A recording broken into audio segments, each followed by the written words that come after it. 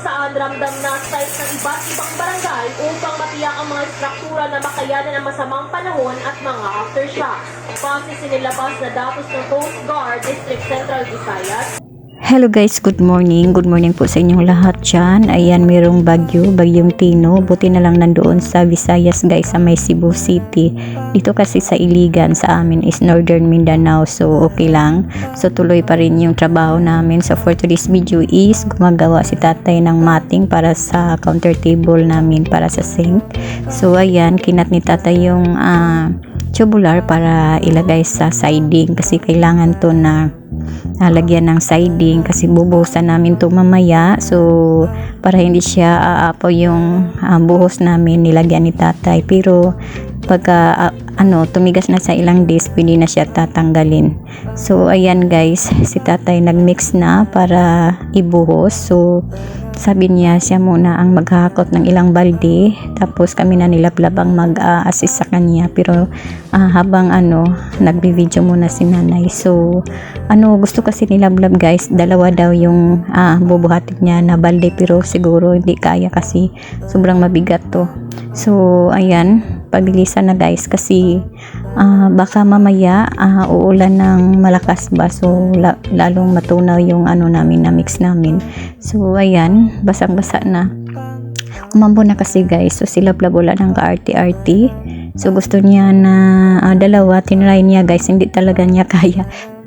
Si tatay ang taga-fix. Ayan guys, so alam talaga niya kung paano to gagawin ang counter table. So ito pala ang frame para sa sink namin. So tatanggalin to pag tumigas na. At ito rin ang sink na nabili namin. So mayroong patuluan sa frutas pagkatapos niya mahugasan. So dalawa siyang butas. Ayan, ang lakas-lakas na ng ulan guys. So ayan, buti na lang si tatay, siya ang taga-fix, marunong talaga siya. Alam ko na marunong talaga si tatay kasi dati yung counter table din namin is siya din ang gumagawa, tapos ako ang nag-a-assist. Basang-basa na talaga kami guys, yung buhok ko at saka yung damit, grabe basang-basa na. Pero kailangan namin to na maipasok lahat dito yung na-mix namin kasi hindi na to pwede ipagpabukas guys kasi titigas to, tapos paghayaan namin sa labas lalong mababasa at masasayang lang din. So buti na lang guys, meron si tatang nakitang barleyville. Ayan, ginamitan niya ng meter stick kaya nagiging pantay na. So madalian na to guys kasi yung magtatrabaho dito sa counter table namin is meron din siyang kontrata sa iba. So gusto niya na trabahoin. Si Lablab nagpainom na ng gamot ni Mavi kasi nagkasakit. Tapos ako na din ang nagmi-mix dito kasi sabi ng magtatrabaho dito is kuti daw trabahoin ang counter table para sa sink. Kaya sabi ko pwede tricky na lang kasi ako na lang ang magfi-finishing. Yan guys, nag-finishing si nanay, nagmamarunong, pero okay lang, pasensya na kayo guys kung hindi siya masyadong kaaya-aya tingnan kasi ang ginamit ko na buhangin is tira to sa pagpa-flooring namin dito sa baba, so hindi siya fine sand. So ayan, nagmamarunong na lang si nanay talaga guys. Hindi naman pwede si nanay na si tatay habang naka duty sa shop, ako din dito sa bahay is nakatunganga lang. So kailangan talaga ni nanay na magtrabaho kasi gusto talaga ni nanay, yung isip ni nanay is gusto ni nanay na matapos-tapos na ang mga lahat na kailangan trabahoin dito sa bahay kasi grabe guys. So gusto na ni nanay na magpahinga ba, tapos meron din kaming banding sa December na family. So gusto ko na pag mapunta sila dito is okay na yung flooring, meron na siyang tiles. Isunod kasi namin yung tiles pagkatapos dito sa counter table kasi ang hirap guys, grabe yung pusa namin mula dito sa baba aakyat doon sa table, grabe ang dumi-dumi ng paa. So kailangan na mayroon ng tiles dito sa floor namin. Tapos yung mga bisita ko din pagdating sa December is okay na, malinis na dito, wala nang alikabok. So ayan guys, meron kasi kaming banding, pupunta daw kami sa Surigao. So ilang days kami nawala dito, so ilang days din kami na hindi kami maka kailangan trabuhin dito sa bahay. So may stock up yung mga kailangan namin trabahoin dito. So ayan, kailangan na matapos-tapos na to. So pagkatapos dito is pwede na namin tawagan ulit yung magtatrabaho dito, siguro makalawa ba o ano, pwede na. So ayan guys, nagmamarunong talaga si nanay, para talaga si nanay professional mason. So ganyan lang talaga guys, kailangan na gamitan ni nanay ng best. So tinayan ni nanay yung best, ayan, para talaga si nanay professional na mason. So ganyan talaga guys ang buhay pag mahirap. Wala kasi, no, hindi naman wala, meron talaga si nanay pangbayad, pero yung pangbayad, instead ipangbayad sa magtatrabaho dito sa mga ginagawa ni nanay, like sa pag-i-skim coat. Sayang kasi guys, yung bayad sa daily para sa mag-i-skim coat is nasa 700 ang araw. So sayang guys, ano na lang, ibili ko na lang yan ng mga materials. Ang dami-dami pa kasing kailangan biling materials kasi marami pa kami dapat gawin dito sa bahay, trabahuin. So ayan, sayangan kasi si nanay, kaya si nanay gawin talaga ni nanay yung kahit mahirap guys, basta gawin ni nanay yung best para matrabaho. Ano nga, yung pag-finishing is first time talaga ni nanay, pero nanood si nanay sa YouTube. Pero iba talaga yung sa YouTube kasi ang bilis guys, isang isang direction lang, grabe, puti na lahat, parang okay na. Pero si nanay naman is mas pinili ni nanay yung ganong way na yung sa previous mga vlog ko sa pag-i-skin coat is, kung tingnan nyo guys, yung ginawa ni nanay is pakunti-kunti ba, maliit lang yung ginamit ni nanay sa pag-finishing. Anong tawag doon? Palita.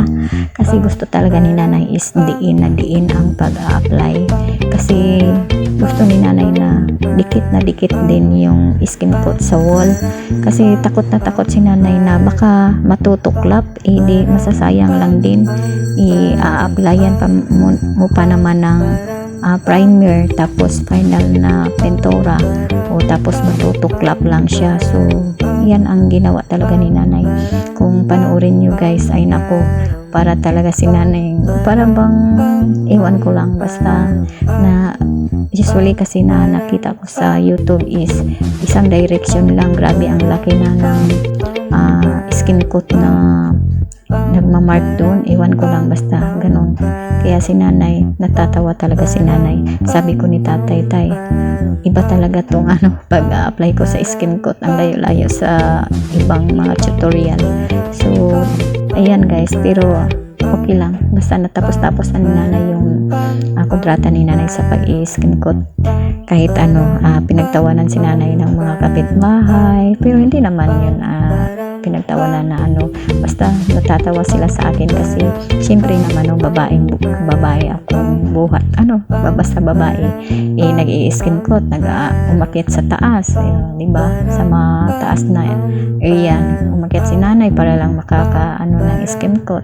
So pinagtawalan nila ako, pero bilib na bilib sila kasi buti daw sa mga lahat ng ginagawa ko, witness kasi sila guys, buti na lang daw hindi ako nabibinat, ganun, kasi grabe talaga guys, mula nung natapos yung sa taas namin, hindi naman tapos, pero at least meron ng taas kahit walang division, walang ceiling, pero meron na kaming taas. So sabi nila, buti na lang daw kasi pagkatapos doon sa nagpakyaw sa taas is kami na lahat talaga guys, kami na ang gumagawa dito sa maliban sa pagpo-flooring, syempre nagsuhol din kami noon kasi hindi na namin kaya, inilipit kasi din yun. Tapos yung mga windows, si tatay nag-cut, pero iba din, nagsuhol din kami noon. So syempre sobrang magastos. Tapos ngayon coming na ang pagpapatiles namin, so syempre gastos din. So yung budget sa taas napunta talaga dito sa baba, kaya yun, pero okay lang naman kasi all good, the floor is already elevated. So ito na ang tao na nagpakyaw guys, siya ang magta-tiles dito sa counter table.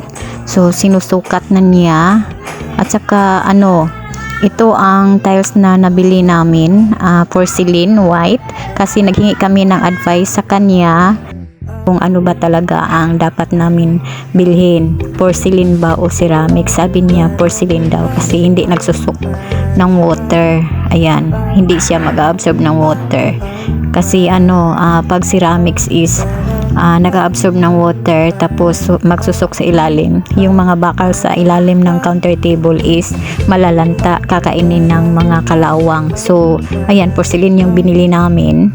And then 60 by 60 to yung namin, floor area namin sa counter table is more than 60.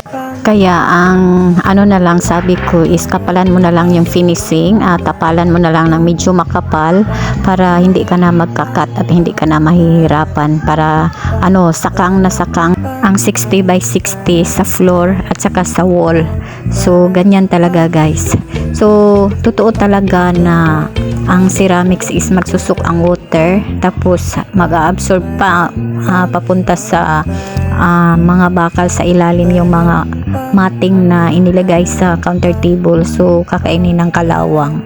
Kasi dati yung namin counter table is ginawa namin noon is 2004.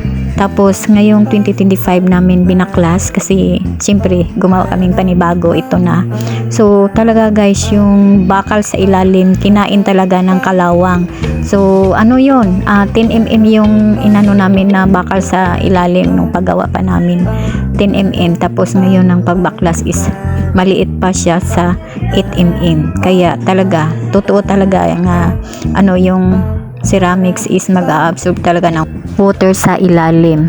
So ito na guys, ito ang sabi ko na yung 60 by 60 sa counter table na tiles is kulang. So kailangan na yung sa wall na finishing is kapalan. So pinatapalan ko ng medyo makapal, kaya ayan, sakang na sakang. So ayan na guys, ganyan na ang pagganap, ganyan ang sitwasyon. So meron si nanay mga mugs dito, tapos dito is lalagyan ni nanay ng mga leftover, tapos mga kawali. Yan. Tapos dito is lalagyan din to ng kawali guys, pero ang dami ni nanay ng kawali kaya hindi magkakasya, nilagyan na lang ni nanay ng pinggan. Tapos dito meron si nanay maliit na glass para sa tagay puno. Meron kasi si nanay yung ginseng ibinigay sa friend, ganito sa friend ko guys. So iinom ka lang ng konting amount hanggang dito every gising. Maganda daw to sa health guys, kaya ayan. So binabad lang ni nanay sa wine. Maganda daw dito guys, is Maria Clara. So ganyan lang. So thank you for watching. Thank you sa pagsama ni nanay lagi guys sa mga lahat ng ginagawa ni nanay. Bye bye, keep safe.